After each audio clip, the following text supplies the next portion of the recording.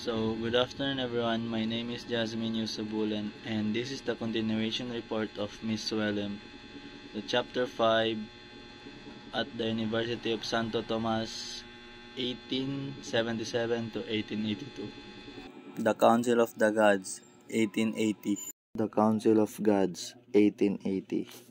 The following year, in 1880, the Artistic Literary Lyceum held a literary contest to commemorate the death of Cervantes, a famous Spanish author.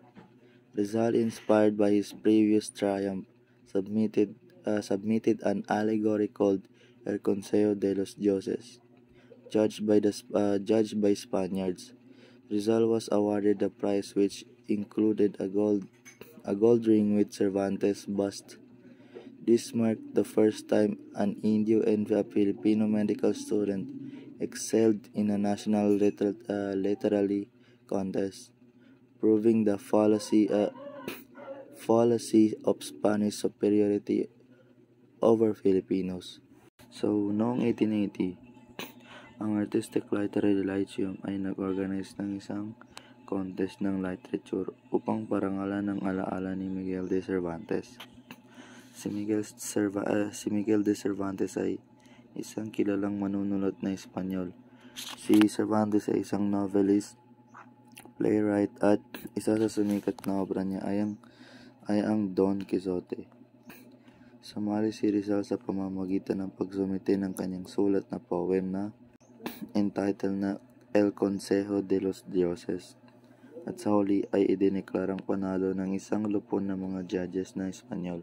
Ang kahalagahan ng tagumpay ni Rizal ay nakasalalay sa katotohanan na siya ay isang Indio o katutubong Pilipino at isang estudyanteng medicine na hinahamon ang umiiral na paniniwala sa pagiging nakakataas ng mga Kastila sa mga Pilipino. Ang kaganapang ito ay nagbigay diin sa talento at talino ni Rizal na binasag ang mga stereotype at nagbigay daan para sa mga susunod na tagumpay ng mga Pilipino sa larangan ng panitikan.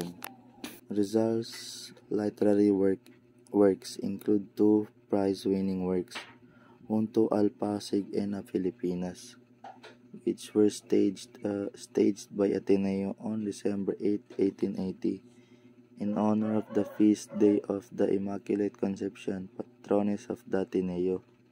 He also wrote other poems and a drama, Junto al Pasig, which sanitarized nationalist ideas.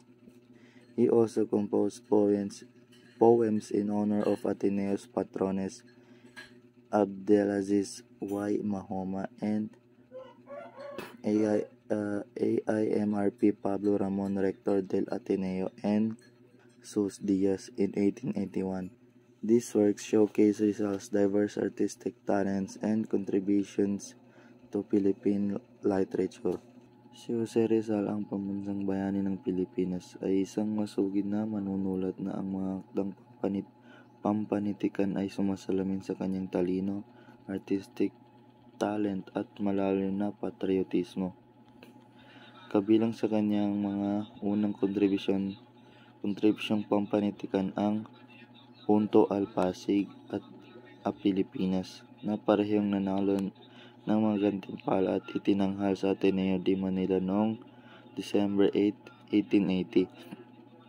Bilang pagunita sa kapistahan ng Immaculada Concepcion, ang patrona ng paaralan. Ang Junto al Pasig ay isang tula na nagsasakatawan sa mga ideyang makabayan na nagpapakita ng kakayahan ni Rizal na gamitin ang panitikan bilang isang paraan na komentaryo sa lipunan. Bilang karagdagan dito, sumulat siya ng ilang mga tula na nagbibigay pugay sa patrona ng paaralan, kabilang ang Abdelaziz I. Mahoma at AIMRP Pablo Ramon, Rector del Ateneo, and Sus Diaz, na kanyang isinulat noong 1881 bilang isang pagpupugay sa rektor ng Ateneo. Ang mga gawaing ito ay nagpapakita ng talento ni Rizal sa panitikan at ang kanyang dedikasyon sa parehong artistikong pagpapahayag at pambansang pagkakakilanlan. Ang kanyang mga sulat ay hindi lamang nagpakita ng kanyang kahusayan sa tula at dula, kundi naglatag din ng pundasyon para sa kanyang mga susunod na gawa na magbibigay inspirasyon sa Rebolusyong Pilipino. At the University of Santo Tomas, Rizal was a prominent figure due to his skills in fencing, wrestling, and courage. He was also the chief of a secret society of Filipino students called Companarismo. In a fierce encounter, he was wounded in the head. Rizal was unhappy at the University of Santo Tomas due to the hostile atmosphere from the Dominican professors, which suffocated his sensitive spirit. Sa University ng Santo Tomas, hinarap ni Rizal ang diskriminasyon at kaaway mula sa mga estudyanteng Espanyol na nilalait ang kanilang mga kaklase sa Pilipino gamit ang mga mapanlait na termino. Dahil dito, nagkaroon ng matitinding laban sa kalye kung saan ang kasanayan ni Rizal sa eskrima o martial arts sa Pilipinas at ang kanyang tapang ang nagpasikat sa kanya. Siya ay nasangkot sa mga labanan na ito at nasugatan sa isa sa mga engkwentro malapit sa Escolta. Sa kabila ng kanyang galing, tagpuan ni Rizal na nakabibingi ang atmosphere sa UST dahil sa pagkapuot ng mga guro ng Dominikano sa kanya na nagdulot ng kanyang kalungkutan sa institusyon. Rizal's medical records show a good academic record in his first year of study, followed by a good fourth year.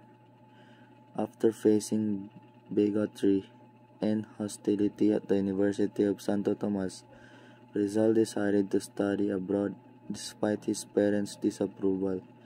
He completed his studies in Spain, where he met his secret wife, Leonor. Ang mga pag-aaral ni Jose Rizal sa medisina ay nagpapakita ng kanyang kahusayan sa academic at ng mga hamong kanyang hinarap. Sa kanyang unang taon sa University ng Santo Tomas, nagpakita siya ng mahusay na pagganap. Pinanatili ang isang matibay na record sa academics.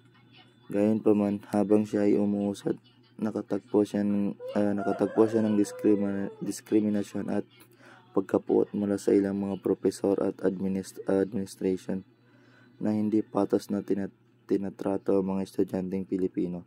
Sa kabila ng mga hadlang na ito, nagawa niya mag-perform ng maayos sa kanyang ika-4 na taon. Naiinis sa mga paghatol na kanyang naranasan sa Santo Tomas at determinado na ipagpatuloy ang kanyang pag-aaral. Gumawa si Rizal ng matapang na desisyon na mag-aral sa ibang bansa. Ang pagpili na ito ay laban sa kagustuhan ng kanyang mga magulang. Ngunit naniwala siya na ito ay kinakailangan upang makamit ang kanyang mga layunin. Naglakbay siya patungong Espanya, kung saan siya nag-enroll sa University Central de Madrid at nagtagumpay na natapos ang kanyang pag-aaral sa medisina. Sa kanyang panahon sa Espanya, nakabuo rin si Rizal ng mahahalagang personal na relasyon. Kabilang sa kanila ang kanyang ilihim na asawa, si Leonor, na kanyang pinagsaluhan ng malalim ngunit higit sa pribadong ugnayan. Ang kanyang mga karanasan sa ibang bansa, academic at personal, ay may mahalagang papel sa paghubog ng kanyang mga ideyang makabayan at paghahanda sa kanyang mga susunod na gawa at aktivismo. So that's all. Thank you.